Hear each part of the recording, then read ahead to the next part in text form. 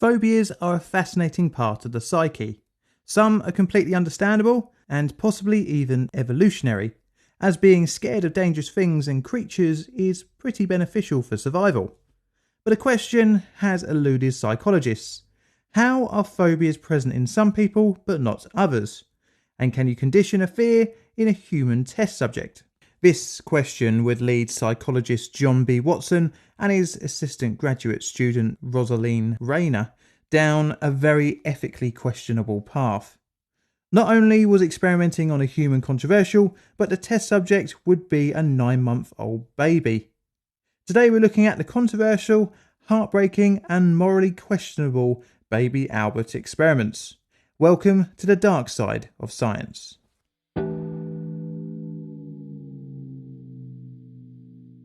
Nothing about the statement experimenting on a 9-month-old baby sounds good, and the idea to deliberately scare an infant is very off-putting. The experiment is even more controversial than the monkey mother studies, as the long-term effects could be scarring for an otherwise healthy human child. As such, I'm going to rate the experiment here 8 on my ethical scale, as the subject had no say in becoming part of the study, and the alleged sourcing of the child was not, shall we say, the most praiseworthy way. But before we get to baby Albert, we need a little background to the person behind the experiment, John B. Watson. John Broadus Watson was born in Travelers Rest, South Carolina on the 9th of January 1878. He was brought up in a strict Christian family, but things would change in the teenager's home life when his alcoholic father left the family. This would cause John to become apathetic towards religion. The family later moved to Greenville, South Carolina, where Watson would get a chance to meet people of different backgrounds, igniting his interest into psychology. His secondary education was marred with run-ins with the law for fighting and bizarrely discharging a firearm within city limits. However, he was still able to gain a place at Greenville's Furman University at the age of 16. His time at university was difficult, having to work several jobs. He didn't excel and did not create many social bonds, which left people to think of him as lazy and antisocial. But he persisted and at the age of 21 gained a master's degree. He managed to get into Chicago University a couple of years later, and finally his career started to take a more positive turn. Studying under some notable professors, including John Dewey and James Roland Angell, Watson began to develop an interest in behavioralism. During his time at Chicago, he read up on the work of Ivan Pavlov, known for his classic conditioning, a discipline which would directly influence Watson's later experiments. As a side note, this is the same Pavlov with the dribbling dog. I should say that during this time Watson had got married and was the father of 2 children, but his marriage would break down, but this will come a bit later on in our story. In 1902, Watson gained his PhD whilst working as a research professor at the University of Chicago. In 1908, Watson accepted a faculty position at Johns Hopkins University, being promoted to chair of the psychology department not long after starting. He continued to study behavioralism, releasing a paper in 1913 named Psychology as the Behavioralist Views It, a manifesto of sorts laying out the goals of the new discipline. Behavioralism, as Watson saw it, sought to understand behaviour by only measuring observable behaviours and events, and that these actions were influenced from external stimuli. As a consequence of that, individuals' history and learned behaviour from reinforcement or punishment. This new form of psychological study wasn't initially accepted by the wider scientific community, but gradually the new discipline would make inroads to be a recognised field. The discipline would be expanded upon by scientists like B.F. Skinner, aka the guy who made a pigeon-guided bomb, which I made a video about a long time ago. Check it out if you want to see a even worse produced Plain Difficult video. In 1915, Watson served as the president of the American Psychological Association. Watson would continue to produce papers expanding on his views into behaviourism, which would reject the study of consciousness, with his important later career 1924 book, Behaviouralism. But before that, we need to look at a couple of very turbulent years for Watson, which brought about the baby Albert experiment.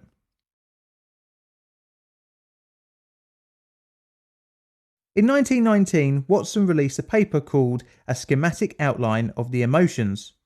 During this study, he observed a number of infants which revealed 3 fundamental emotions: fear, rage and love, each caused by a set of conditions.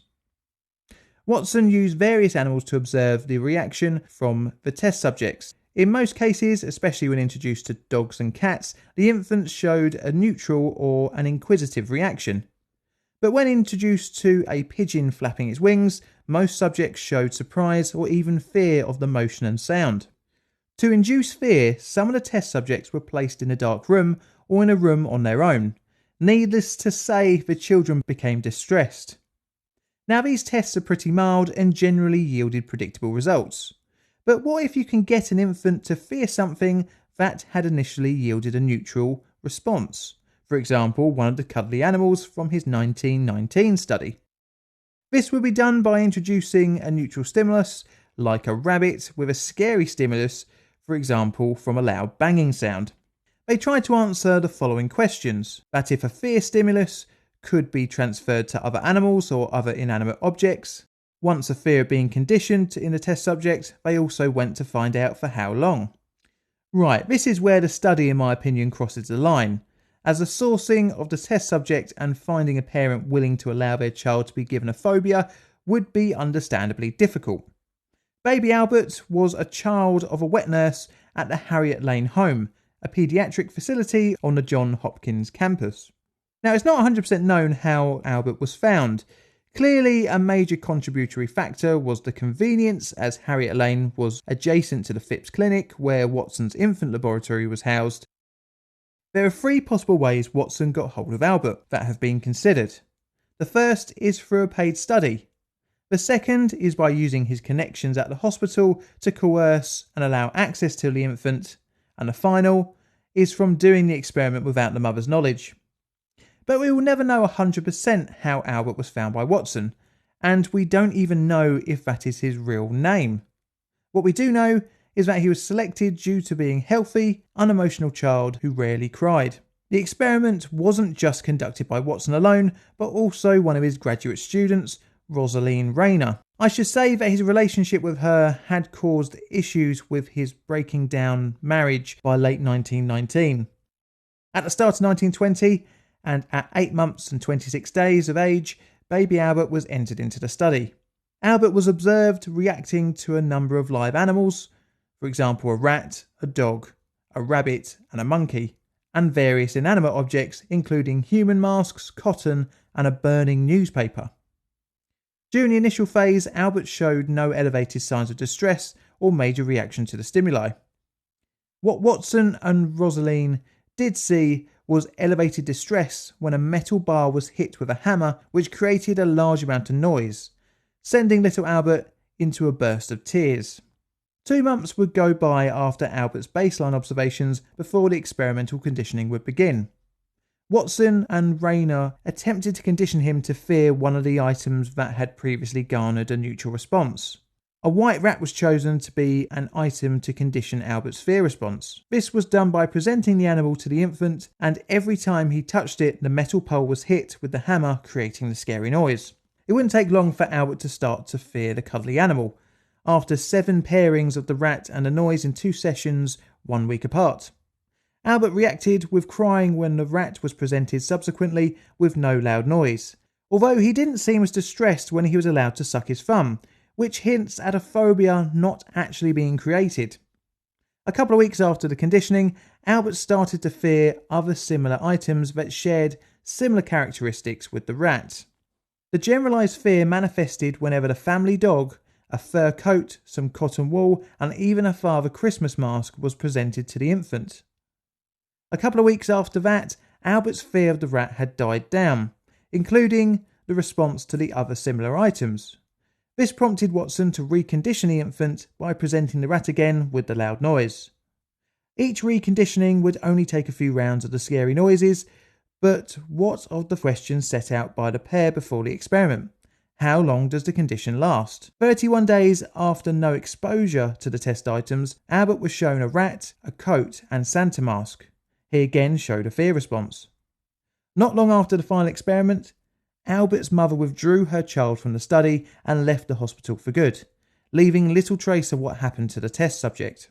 This had two downsides. The first was that Albert was unable to be reconditioned to not fear the rat and the linked fear-producing things, and the other issue was that the study was incomplete. Right, well, taking into account that the experiment happened over 100 years ago, we do have to look at it in the context of the time when experimental psychology was in its infanthood, and the study was even one of the first to be filmed at a great cost to the university. By today's standards, the experiment was morally, ethically, and even scientifically on shaky ground. The first two reasons are pretty obvious, as well, experimenting on children is just wrong, at least in my eyes, but the scientific failures are very important to consider. The study did not have a control subject, involving only one infant, which makes the data hard to properly interpret, as one result does not make a conclusion. It's almost impossible to know the longer-term effects on baby Albert, as we may never know if the phobias, if any, created during the experiment were long-lasting. We will never know for sure what happened to Albert, or even if it was his real identity. Researchers into the experiment have a couple of potential identities, with one dying at the age of 6 and another living until 2007, but we will never know for sure. Some doubts present as to whether or not the conditioned fear response was actually a phobia. This was due to a reduced response when the infant was allowed to suck his thumb, which almost made him be able to ignore the loud sound. The experiment was responsible in part for destroying Watson's working career, but not how you might think. What came out later in 1920 was that the psychologist was having an affair with his assistant, Rosalind Rayner. The scandal would result in Watson's dismissal from his job at Johns Hopkins University. The affair became front-page news during the divorce proceedings in the Baltimore newspapers, destroying the psychologist's reputation and with it his university career. Not that that was the complete end for him, as he released his behaviourism book in 1924, and also Psychological Care of Infant and Child in 1928. He would have another 2 children and would work for an advertising company from late 1920. He would raise both children to his and Rosalind's behaviourist principles, and sadly both sons would attempt suicide, with one of them being successful in 1954. Rayner died on the 18th of June 1935 in Norwalk Hospital in Connecticut. She had unexpectedly contracted dysentery from eating tainted fruit. Watson would never remarry and pass away himself in 1958 at the age of 80.